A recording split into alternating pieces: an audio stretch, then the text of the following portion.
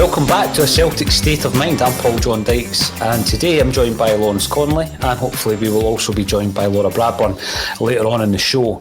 Celtic 6, St Mirren 0, and I think the delay with Laura coming in is because David Turnbull just scored a hat-trick. Laura, let's start off with the performance of what could probably be described as your favourite player, David Turnbull. Listen, I have taken a fair enough slagging over the months since I saw David Turnbull in a Celtic shirt. Probably because I unfairly and overexcitedly compared him to Paul McStay, and it's become a bit of a running joke. But regardless of the Maestro's comparisons to him and whatever, he's just a classy player. He's so good. My favourite bit today, apart from his 3 goals, was in the first half when McGregor curled that ball just past the post. Before he actually took that shot, the person that took the ball down out of the air and chested it on the edge of the box and turned to pass it to him was David Turnbull. Mm-hmm. And he's just got that ability, a bit like I was talking about Tom Rogic the other night, that ability to find space and time where so many other players can't. And I just think his vision, his footballing brain, his ability to shoot, his ability to pass is quite often the key behind everything that we manage to unlock in games like today. You know, it's incredible, and I've been saying this for the last 2 weeks because I think David Turnbull's really hit form in the last couple of weeks, Laura. I've been saying that, you know, it wasn't too long ago that he was coming in for a fair bit of criticism. And now you're looking at the fact that he went to the Euros with Scotland, although he didn't play. I actually felt that he should have at some point played for Scotland. He must be one of these players who is going to play himself right into Steve Clarke's starting 11. I mean, I know that there has been calls, there's been suggestions that Stephen Welsh could help Steve Clarke out at centre-half. Even Tony Ralston, because of his performances, might be a shout for a Scotland squad. But beyond that, David Turnbull's a certainty, you would think. He would have to be. I mean, it's the one bit of Scotland's game that I thought we lacked at the Euros, apart from not having a striker who can hit a goal into the net, hit a ball into the net. I think somebody of Turnbull's creativity and vision in the midfield is something that would help us a lot. But just interestingly, before I came on air, I was just tweeting, do you know the only other player to score a hat-trick, and his first and only hat-trick in a 6-0 win for Celtic? Was it Paul McStay? It was Inverness 1985 in the Scottish Cup 4th round. So I don't know, there's something written in the stars about this boy. Listen, you continue to make the comparisons for as long as you like. McStay was an absolute magician, and so's David Turnbull. That's what I'm going to say. There were some concerns. Some people suggested, Lawrence, that David Turnbull was not Angie's type of player. He's proven them wrong, is he not? Yeah, definitely.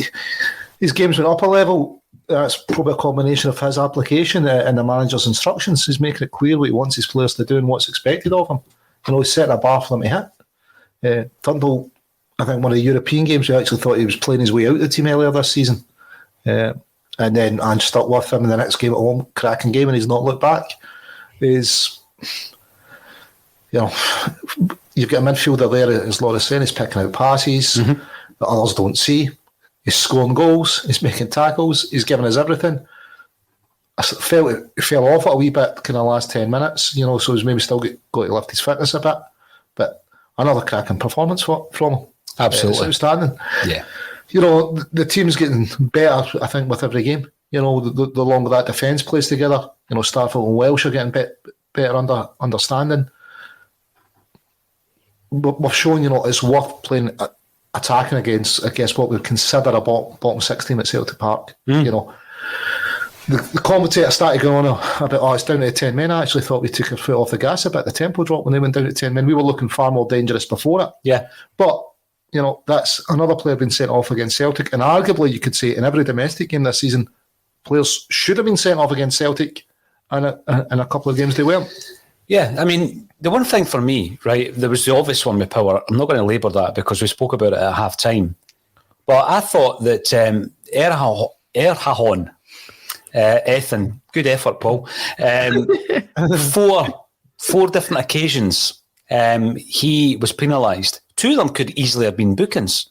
He didn't even get booked. Sorrell comes in, and by the way, Sorrell's effort was a booking. I'm not saying that for a second.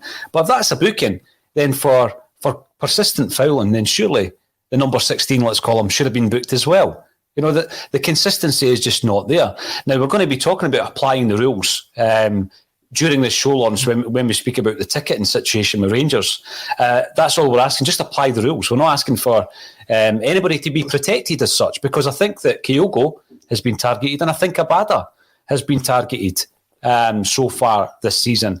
We're not saying protect our players beyond anything else or above any other player. Just apply the rules. That's all we're asking for, Lawrence. A lot is to do with refereeing standard. I mean, if I'm St Mirren, that goal looks onside to me. I'll need to watch it back. But the boy in a right back position seems to be playing him on. You know, it looks like it's just another poor performance. It's like when he stopped the ball for a bounce ball when Cogger's body checked off it. You're going, you can't just make the rules up. Well, you just apply them. You know, get to a level where I guess we're asking for better referees that apply the rules instead of make them up. Yeah, absolutely. Now, you know, I meant to say this at half-time, Laura, but 16 minutes in, and Lawrence and I were just talking about the fact that Celtic had pressed St Mirren back for the entirety of that first 15 minutes. And this led to Abada's goal. And I turned out and said to Lawrence, see, last season, we would be unable to break this side down. This was part of the issue. There was a lack of creativity. There was a lack of width that we continually went on about, Laura. And often what would happen is a player like Christie mainly, sometimes Turnbull when he came into the side, would end up just trying an effort from range because we were clueless. We had no creativity. We had no ideas. We had no options. And I turned round to Lawrence and said that, you know, this time last season, we couldn't break this side down. And we did it because we played Abada out wide, and that's what created a chance. I mean, it was obvious for anyone watching Celtic to see that that was a major deficiency in our play. And by God, Ange has managed to rectify that very quickly, hasn't he? Yeah, I think it's like you say that we had no runs through the channels or out wide last season. Nobody looking for the ball really, and that was a major problem for us. When you've got Abada and Christie especially making those runs, and Kyogo when he's playing through the middle, turning on the shoulder of the last defender, you've always got options to pass the ball forward and break those lines, which we didn't do last season. And I think that's probably where, you know, the criticism of Turnbull and Christie for taking pot shots last season that didn't come off is probably in reflection a little bit harsh, because like you say, those chances were, or the reason that they were taking those shots was because there was no other option there. You can see the success rate that they're having with shots now that they have other options, and they're only taking a shot when it is their best option. So I'm just encouraged to see the variety of goals we're getting. We're getting balls through the middle, which people are running onto. We're getting shots from outside the box. We're getting crosses and headers. It's really encouraging to see, and it means that, you know, if we can't break teams down in one certain way, then we'll try another way. And having those options available is something that's really going to help us the rest of the season. Another thing, Laura, that Lawrence turned around and pointed out during the game was on that subject of Christie taking. He had a shoot on sight policy. He's spoken about it. You know, whenever you get into that area, just shoot. That was the incredible tactics that were given to him by Neil Lennon last season, and it didn't work. Johnny Ryan comes in to say, interesting, Christie was getting the armband. I looked at that and thought that was very wise. That was a wise move by Callum McGregor to do that. If we want to try and keep Christie, and we've spoken about that as well, you know, even to the end of the season, a bit like Eddie, and get performances like we did today from both Christie and Eddie. Yes, you're giving up a transfer fee, but surely the benefit of having these two guys playing like that, Lawrence, would be better this season of all seasons. Yeah, definitely, especially Christie. We're so weak out in the left, aren't we? We don't know if Mikey Johnson's ever going to make it. I suppose so. Montgomery's your back up there. I think Kyle was a bit wasted out in the left. We've got to keep Christie because you're going to get next to nothing from him. And Eddie's starting to show a bit more interest now, isn't it? Mm-hmm. Now, whether that's he's trying to get a move or he realises what he's been doing before hasn't worked, or whether it's contagious because the team's playing well. He's maybe just being coached and managed. It could be. Listen, even Ayetis, when he come on was closing down, we talked about it. Oh, I'm not too sure if he's an Ange player. He looks to have lost a few pounds. He closed down. I was going to say, Lawrence, Turnbull doesn't get his hat-trick without Ayeti today. It was him that closed the ball down, passed it to Rogic, who put the ball through. So, I think people are buying into what he's doing, and you're going to see a lot of big differences from a lot of players compared to last season. And before we carry on with the show, yes, I am aware Kyogo has scored his first and only hat-trick in a 6-0 win as well, but that's good company to keep. Kyogo and McStay is good company for Turnbull to keep. On that point, before I get on to it, Joe Porter comes in. Welcome back, Joe. We are scintillating. Absolutely, we are. And, we've played 2 league games at home and we've won them both 6-0. And yes, these are 2 teams that I would expect to be bothering in the bottom half of the table. But the job still needs done, and it was done with aplomb, it was done with style, and it was done in a manner that sets you up nicely for a European game during the week as well. I mean, Kakashi comes in with a couple of the match stats: 73% possession, 36 shots, absolute domination. Now, by the way, I would make the point that last season, I remember when John Kennedy took over for the first 3 or 4 games, Laura, I think we were averaging something in the range of 25 to 30 shots a game. But there's a big difference between, firing shots in without any kind of game plan and doing what we're doing, because we're actually reaping the benefits this time round. We spoke before at the beginning of the game about, playing teams at home that we should, let's be ruthless about it. We should be putting to the sword. We've not been doing it for a long time. We didn't play defensively. We didn't just play with a sole striker and try this laboured attacking, from the back to the point where you're in the final third and you've got absolutely no options whatsoever. And it's worked on the 2 occasions we've done it, against Dundee and today against St Mirren. And I would hope, Laura, that is the approach we're going to have throughout the season. Yeah, I would hope so. I mean, I agree with what you say about us having to be ruthless, and it was part of the reason I was so annoyed at COVID being made an excuse for Celtic last season, because we have resources and technology and facilities that are far beyond the majority of the opposition that we face in this division. And it isn't arrogance to say, it's actually a sign of respect for the other teams that we're playing to say, listen, with what we have available to us, it is embarrassing for us if we can't put teams to the sword like we're doing now. These teams could do so much more with the finances and the facilities available to them that we have. And so for us not to make full use of them and do what we've been doing so far this season would be absolutely shocking. So having said all that, though, I'm still going to enjoy 6-0 wins against Dundee, 6-0 wins against St Mirren, because compared to last season, it's just an absolute world away, and it's just a joy to watch.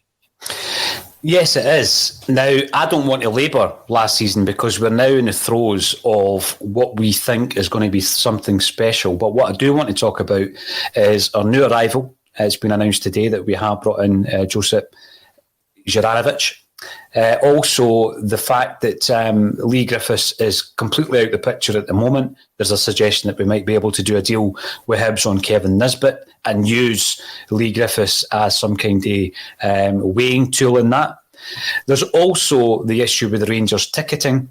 And then there's the ever returning issue of Neil Lennon. Now, what I'm going to do, just looking here, is that Red Scotland makes a good point. It was good to see Ange hug Kyogo when he took him off. Kyogo, clearly a guy who needs loved. Ange knows this well. He's going to get plenty of love from the Celtic fan base. But Lawrence, the point that Red Scotland makes there, at what point would we have seen that embrace, between the manager and a player last season? I don't know. I remember a left winger come off and get a couple of choice words from the manager last season. But listen, Ange is obviously a good man manager. He's getting performances out of players that I think the fan base just didn't think there. Another cracking performance from Tony Ralston and Greg Taylor. You're just dragging performances out of players that we didn't think were in there. Ralston didn't score today. We get another shot on target. It's great to see. He's obviously got a vision. We're not hearing. But I mean, listen, that's 2 6-0s going on 12. You're walking away from both those games and going, we should really, and another day we've got double figures. We're at the post. The keeper's pulling off great saves. it's two outstanding performances at home. He's managing his score well. He's managing to rotate them through. As thin as it is, we've made another. From his goal midweek, we've got another goal scoring right back. Big Arthur was hugging him as a goodbye. I'm sure he's told him what to expect for the fan base and what we'll expect. Mm-hmm. As you say, it's coming together. If Griff goes and we get Nisbet in, I think everybody would be happy with that deal. It's another clean sheet for the defence. As ropey as some people are saying, they've looked. Starfelt and Welsh are getting a better understanding. The fullbacks are doing their job. It's another clean sheet. It's got to breed confidence for those players. Yeah, absolutely, Lawrence. I mean, you just got to look at how Turnbull, his form, once it started picking up and it's just going from strength to strength, Laura, you think to yourself as well, who else has been getting stick? Well, Starfelt's got a bit of stick, and so has Taylor.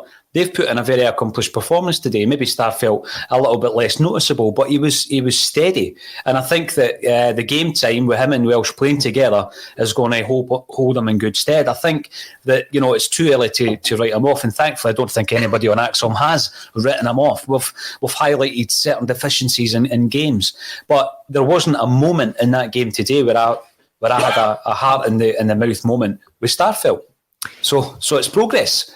Yeah, I always firmly believe with defenders, like, don't get me wrong, I love seeing tackles like the one that Ralston made the other night, where he tracked the ball down and slid in when it was getting crossed into the box. And I love, big tackles that make the crowd roar when Simunovic went through Kenny Miller. Love all that stuff. But I think the mark of a good defender is when you don't notice them. Because if you don't notice them, it means they're entirely doing their job and they are not putting you in a position where you feel like their input is contributing to a possible goal. The thing that's made Starfelt noticeable in the last few games has been the chances that he's nearly given away, or the shaky passes, or the chances that or the goals that he's nearly given away to other teams. We didn't notice him today, perhaps because he didn't have as much to do because St Mirren weren't going forward. But he did have the occasional pass to make, the occasional tackle to make, and there was nothing to be concerned about. It was almost a side note on the performance. And to be honest, in a 6-0 victory, that's all you want from a central defender, is to be assured, to be confident, and to be almost an afterthought in the game. Yeah, because if he's doing that, Laura, we're not going to be shipping goals at the back because he's doing his job, absolutely. Good point coming in from Grayson Hesselden. Plenty of Aussie Celtic support sitting up at 2am. Well, we do see the amount of people coming in and watching the broadcasts from Australia and Japan. A lot of new fans coming in, so welcome to the show. We're going to be here all season. Hopefully it's going to be an enjoyable one. And Ewan Boy Martin says, yeah, hit the like button. Definitely, because you know what? Sometimes you put these broadcasts up and certain individuals have already put the thumbs down button before we've even started, so you know who they are. So weigh them down with a like button. Some big issues at Celtic. It's superb to be sitting here after a 6-0 drubbing of St Mirren. Never ever going to take something like this for granted. Absolutely not. But big discussion points in relation to Celtic. Let's start off with a positive. Lawrence, Anthony Ralston's had a cracking start to the season. This is the most consecutive games he's ever played in a Celtic jersey. But Ange Postecoglou has spoken about continually going to the well. And every time he's going to the well, the players are producing. But they do need rest. And I think, the arrival of Juranovic is a solid signing. What do we do midweek? I mean, is he going to be registered to play in Europe? Because I know that obviously the first leg McCarthy wasn't, but he was for the second game. Do we throw him in? Do we stick to where we are because we know what's coming up at Ibrox? I don't think you unsettle your defence for either of those games. Tony Ralston's done absolutely nothing that would suggest that he shouldn't be in that team. He's played his heart out every game. He's solid at that goal line clearance. He's scored a couple of goals. On the form and on the evidence of your eyes, how would you justify dropping him? Other than, I just don't like him. On his form this season, he's one of the first names in the team sheet. Mm-hmm. No, you're 100% correct. Will McMillan comes in to say Juranovic will soon be in the team. And I guess it is a good dilemma for Ange to have, Laura. But with the next two games are massive for Celtic and for the season. We've got a great momentum, and I'm of the view, I'm agreeing with Lawrence, I'm of the view that you don't change something that is working so well at this stage. Yeah, I would say the same. I think the majority of the 11 that played today should probably be on the pitch against Rangers, all things being well and no injuries being picked up. The one change I might make is I would be hoping that Furuhashi's back through the middle and we perhaps have Forrest in, because I think, as Jim mentioned on the show yesterday, I do think that Edouard slows the play down a little bit too much and struggles to find his feet and get quick on the turn. Whereas I think if you have Forrest back in the team and Furuhashi and Abada, you have that pace and that dynamism that can really bamboozle the Rangers defence and give them something to think about when they have not got off to the best start this season. And I want to clarify what I'm saying by saying I'm not continuing the narrative of that Edouard's lazy and that he's and all the other accusations that have been made against him. I don't think he was that today. I just think he wasn't suited to the style that we were trying to play, and I would rather have players in the team that suit that style, because to be honest, if you're still struggling for a goal and you've got somebody like Eddie on the bench who can come on and make a difference, that's no bad thing either. The point that Jungle Lion makes is just imagine this team after 3 or 4 transfer windows with Ange at the helm. I mean, today's team, you would expect the vast majority of them, injury aside, and hopefully nobody's picked up any knocks, to start during the week on Thursday night. And the one player that might come back in, depending on his fitness, would be James Forrest. We've signed a new player. Will he be available? We'll need to wait and see. And then, of course, after that, we've got a massive game against Rangers. Now, yesterday, it was confirmed that Celtic and Rangers had an agreement that 750 tickets would be distributed to the away teams. The first game obviously being at Ibrox and the second follow-up game in January at Celtic Park. Now, back in the day, what we're talking, 7,000 was the kind of norm that would have got the full Broomloan Road stand, but we know the reasons behind the fact that we've only got 750 tickets now. And Celtic have the tickets sitting up at Celtic Park. They're printed out. They're sitting there waiting to get picked up by those lucky 750 recipients. Rangers have demanded an assurance from Celtic, an absolute cast iron guarantee that they will be given 750 tickets in January. Now, Laura, there has been a few things happening in the world over the last year where assurances and guarantees are quite difficult to provide. So Celtic have refused to give them the guarantee based on the fact that we don't know what the situation is going to be with the pandemic come January. I mean, if we give you a cast iron guarantee of 750 tickets, and when January comes along, there isn't a full capacity at Celtic Park, yet we must still give them 750 tickets. And that means that season ticket holders aren't getting into the game. Celtic are leaving themselves wide open. Yet Rangers make that demand. We want a cast iron guarantee because, Lawrence, Rangers don't play by the rules. Now, there's been a few things this season, and we don't labour anything in relation to Rangers. Rangers are their own side and they do their own thing, but when it affects Celtic, we're going to discuss it. And this is yet another example, Lawrence, of them abiding by their own rules. Well, the rule is they've got to give us a reasonable amount of tickets. So I would say 0 isn't reasonable. Looks on the face of it that they're breaking the rules. So when did the SPFL step in? Do we need to lodge a complaint? Because on the park, you wouldn't need to lodge a complaint. You're not only going to get penalties you shout for. If the ref sees an infringement, someone clearly breaking the rules, they should apply them. Regardless of anybody shouting for them. Yeah, absolutely. So surely this applies to the SPFL, especially when there's a dispute that's already had to get referred to the SFA over the non-compliance with the sponsorship agreement and putting £8 million worth of sponsorship at risk. Yeah. Who steps in? Who applies the rules? Do the rules apply? Because we know the SFA have refused to kick an issue up to the court for sport arbitration. They've refused to do that over the dubious awarding of a licence to the original Rangers at the old club. So When do the rules get applied? It's a bit of a strange one. And what would the sanction be for not actually? If any club just decides we don't play by the rules that the rest of the league do, well, what are the sanctions that's left when a club does that? No, you're spot on. And I mean, in a situation like this, Laura, Celtic feel as though they're powerless. Now, surely that is why there's a body in place to step in under circumstances such as the ones that we are currently seeing unfold in front of us, to say, well, actually, that's a breach of this regulation, which is all to abide by, not just every other club except Rangers.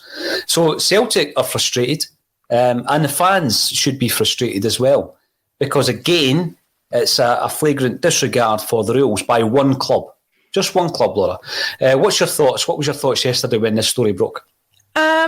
I have to say the first thing that sprung to mind was Rangers demanding a cast iron guarantee from anyone for anything was so dripping in irony that I couldn't believe it. I have to admit that. See, the thing I have with this is not about the fact that we are Celtic and they are Rangers that we are saying this. This is about a club, any club, not following the rules and it affecting us.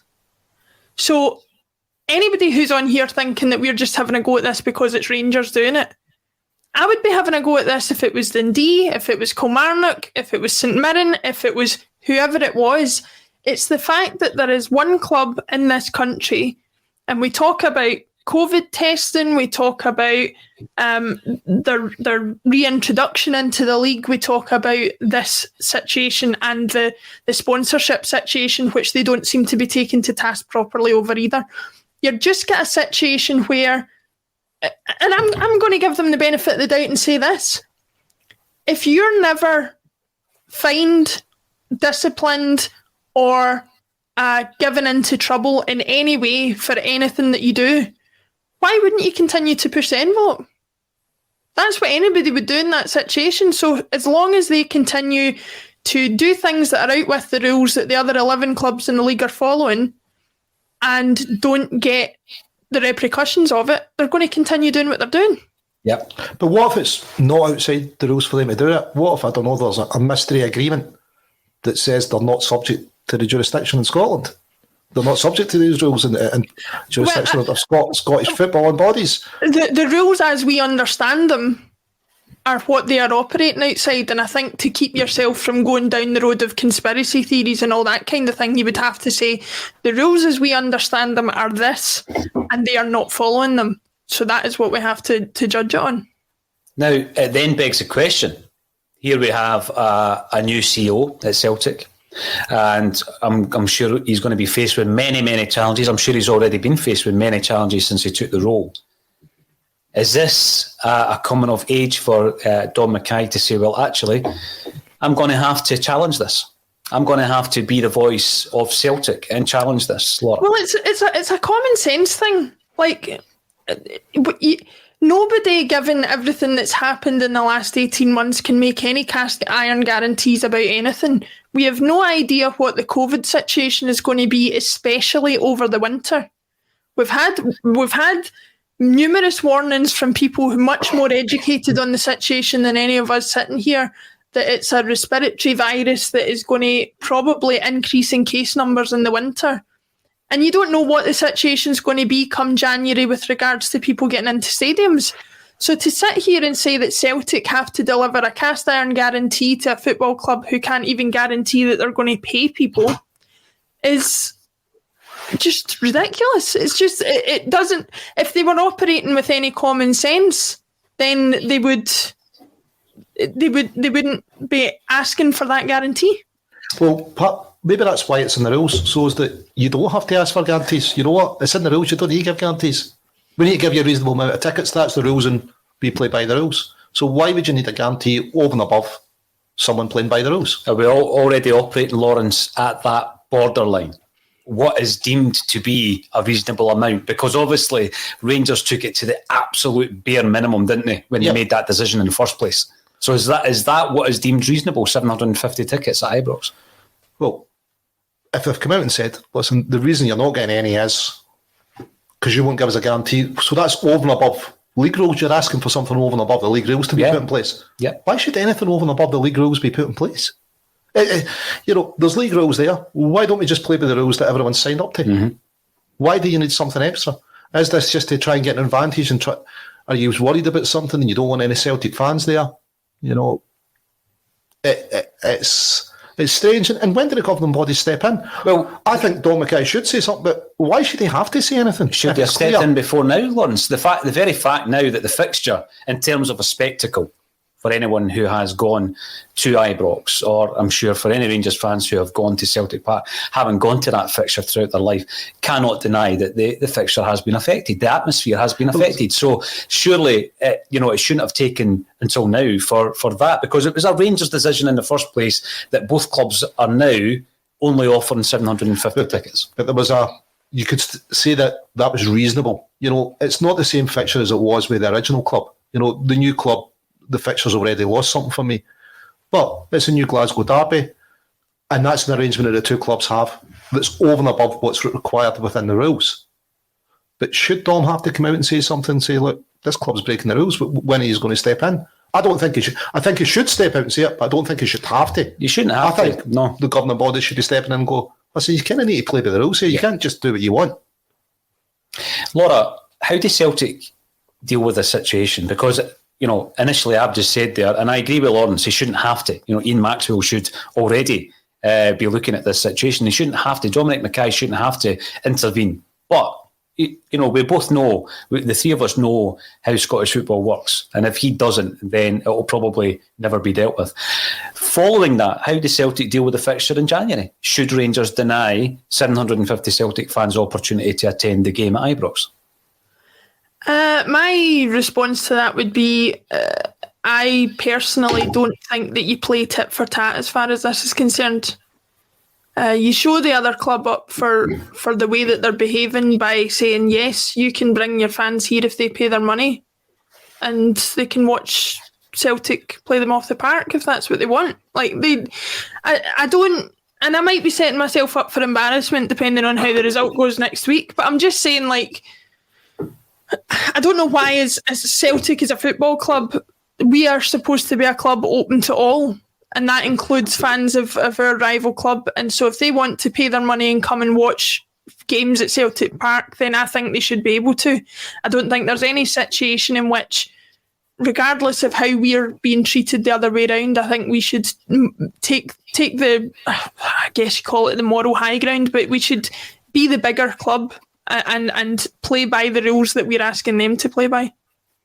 Yeah, fair comment, Laura, and show a bit of class, I think, as well, There are a couple of other things to discuss. We have touched on the Lee Griffiths and Nisbet gossip, speculation, the suggestion that, Celtic, probably due to the fact that the Henry deal is looking less and less likely now, I think, also we've moved our attention elsewhere, and Werder Bremen have pulled the rug from under our feet.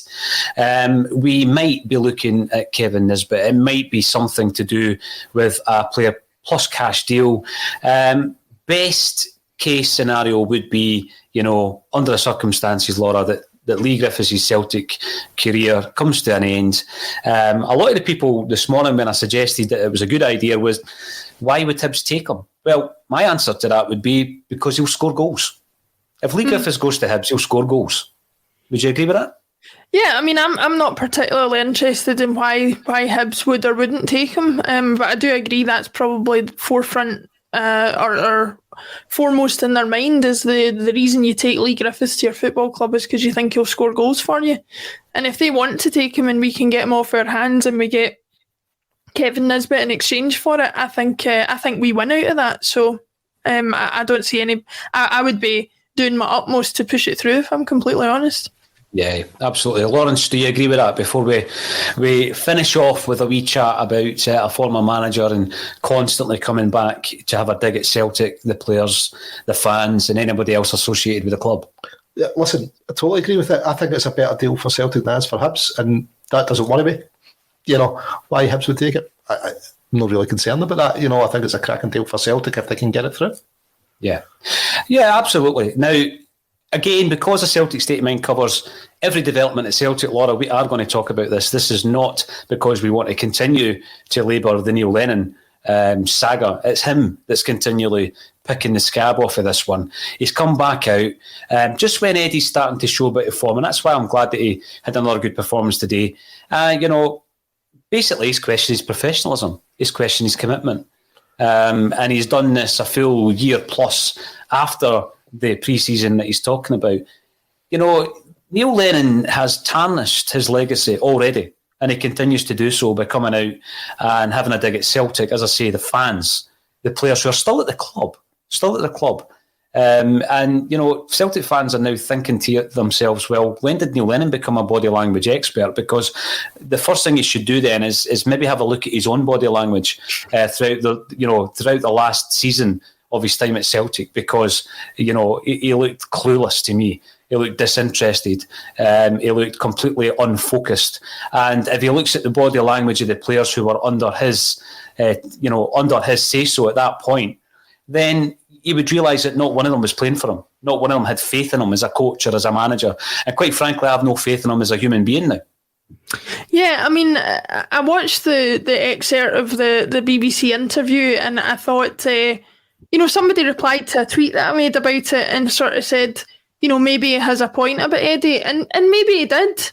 The fact of the matter is, though, that he's out of the club. He's gone. His managerial career at Celtic ended in an absolute shambles, and he has no standing on which to criticise anybody else for the way that season went. The major issue that I have as well is that he keeps swinging back and forth between this, that almost implying that Ange's got it easy because he's got the Celtic support behind him, while last season he was saying we were part of the major problem because we were acting so entitled. And I don't know which way it goes. I don't know which way he wants to choose to go with it. But either way, he's alienating everybody, because a very basic reflection or analysis of the Celtic support at the moment would mean I don't know who he's trying to win over by slagging off the current situation at the club, because we are playing well. We have a manager who's playing well, who I think would have got us playing well whether there were fans here or not. And let's be fair about it. There were other teams, Rangers included, who played much better than us last season without any fans in the stadium. So what's his excuse for that? I don't know. My only wish is that he would just stop talking about Celtic. That's all I want. I just want him to stop talking about Celtic and let the club and the fans go on with moving forward, because it was not a pleasant experience last season for him or for the fans, and I think everybody just wants to forget about it, to be honest. And the thing with Neil Lennon, I'm not going to talk about him unless he comes and attacks the club, and that's what he's done. And he's attacked the fans, and he's not just doing it in a public setting either, by the way. And the thing with that is Lennon does need to take a total break from commenting on his time at Celtic Park. And people criticise, and in the comments I've been criticised for what I've said, and I stand by every single word of it. Neil Lennon needs to take responsibility for his own actions and his own misgivings, both on and off the park. And he needs to stop talking about Celtic, blaming the fans, blaming the players, and the circumstances as well.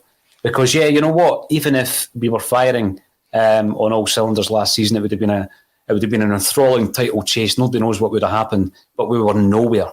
And you look at the transformation in some of those same players, Lawrence, under Ange Postecoglou, and that is down to the belief that has been instilled in them by the new gaffer, this new approach, the new philosophy. Listen, that's a huge part of it, but to go back to his particular comments on Eddie, I knew he wasn't with us, could tell it in training. You're the manager, you were picking a team, why were you picking him? Straight away I'm kind of go, mate, do you realise what that says about you as a manager then? I'm just going to pick a guy that's not with it and not interested. Right, and you knew that from the start, but you continue to pick him. It's kind of baffling. You're going, well, what are you saying about yourself here? Why are you picking a guy who's going, he's not interested in playing for us? He's not with us. I could tell by his body language. Well, why did you pick him? You were the manager. You're the guy that could do something about that. If you can't get motivated and can't get with us, why do you continue to pick him? You certainly didn't get the performances like... yet he was today. He looks a lot fitter. He was chasing balls down because pre-season we're going, well, yet he fit Ange because he was carrying a few pounds last year. We don't think he's the kind of guy who'll chase down. He made one of Turnbull's goals, but chasing down, he's lost a few pounds. He looks a lot fitter. How much of that is due down to the management of the player? If Ayeti last season was seeing a player that was disinterested in training, you could tell by his body language, but yet kept getting picked in front of him, what was that saying to Ayeti? See, the other thing I would say, just to Terence Pat, criticise him professionally, not personally. Well, what has happened that may not be public is something that should be kept private. You're right, Terence, but let me tell you, his conduct elsewhere with others connected to the club has not been great. And that will probably remain private because that's the way these things should be dealt with, as should things that happen at training and behind the scenes at the club. So it's time Neil Lennon remembered that and acted professionally himself rather than just come out swinging every time anybody gives him a platform, because it is tedious. But if he continues to do it, I think Celtic fans have a right to reply, and we'll certainly be responding on the Axom platform as well. But let's not allow Neil Lennon or any negativity creep in after a 6-0 victory again against St Mirren. We've got a European game during the week, followed by a game at Ibrox, and it looks as though there'll be no Celtic supporters at that game, unfortunately. Monday, 12:30, we'll be back. We always are on the Axon Bulletin. It's been a busy old section in the comments field. I think the majority of the people commenting are Celtic fans, so it's great to see. Thanks for tuning in on YouTube, Facebook and Twitter and elsewhere, LinkedIn, Twitch and various other platforms. If you haven't done so already, subscribe on YouTube. And also, thank you to Lawrence Connolly and Laura Bradburn for joining me on A Celtic State of Mind.